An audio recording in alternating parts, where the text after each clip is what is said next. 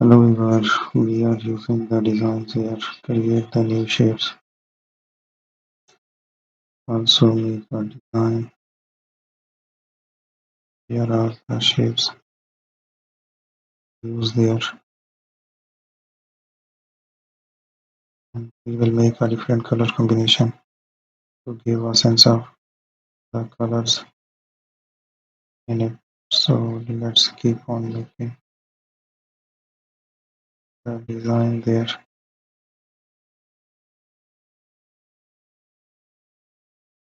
So we will make these shapes there, we will make the other one. Now we will use the similar shape into that. Thank you for watching.